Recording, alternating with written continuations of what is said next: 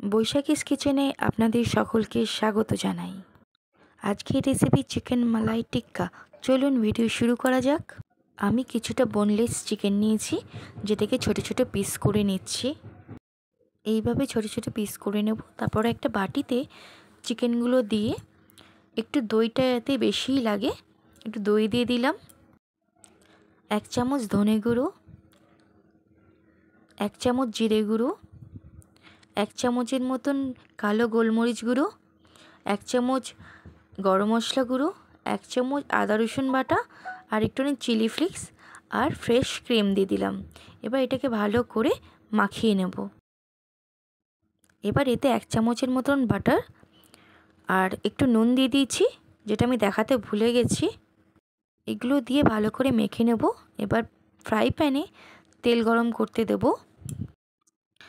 তেল গরম হয়ে গেছে, এবার পেঁয়াজগুলো ছেড়ে দিচ্ছি। আমরা বেরেস্তা বানাবো একটা। 2টো দালচিনি, 2টো এলাচ, 8টা 9টার মতন কাজু বাদাম আর সাদা তিল দিয়েছি। আপনারা পোস্তও দিতে পারেন। দিয়ে ভালো করে বেরেস্তাটা ভেজে নেব। বেরেস্তাটা লাল লাল করে ভাজা হয়ে গেলে আমরা এটাকে ঠান্ডা করতে দিয়ে তারপর একে পিষে নেব। ফ্রাই প্যানে অল্প কিছুটা তেল দিলাম। আপনারা চাইলে বাটার ইউজ করতে পারেন মাংসগুলো ভাজার জন্য। হাই ফ্লেমে আমি চিকেনগুলোকে ভাজবো। চিকেনটা একটু ভাজা হয়ে গেছে, তারপরে ঢাকনাটা দিয়ে নেব। কিছুক্ষণ পরে ঢাকনা খুলে মাংসগুলোকে উল্টে দেব।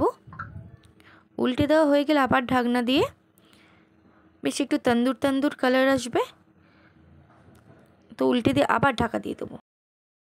চিকেনগুলো ভাজা হয়ে গেছে। এবার চিকেনগুলো একটু সাইড করে দিয়ে মধ্যেখানে একটা বাটি রেখে কয়লাটাকে আমি আগে থেকে পুড়িয়ে রেখেছিলাম, কয়লাটা বাটির মধ্যে দিয়ে একটুখানি ঘি, মাখন বা তেলও দিতে পারেন আপনারা, দিয়ে ঢাকা দিয়ে দেবো। আপনাদের কাছে যদি কয়লা না থাকে তাহলে আপনারা দালচিনিকেও পুড়িয়ে এরকম করতে পারেন, ভালো সুন্দর স্মেল আসবে। ওই ফ্রাই প্যানে আবার তেল গরম করতে দিয়ে তেলটা গরম হয়ে গেলে 1 চামচের মতো আদা রসুন বাটা দিয়ে ভালো করে মিক্স করে নেব, যেন কাঁচা গন্ধটা চলে যায়। তারপরে যে বেরেস্তাটা আমরা বানিয়েছিলাম ওইটা পেস্টটা আমি দিয়ে ভালো করে নাড়াচাড়া করে নিই। একটু নাড়াচাড়া করে তারপরে যে চিকেনটাকে ম্যারিনেট করে রেখেছিলাম যে ব্যাটারটাতে, সেই ব্যাটারটা দিয়ে দিলাম দইয়ের।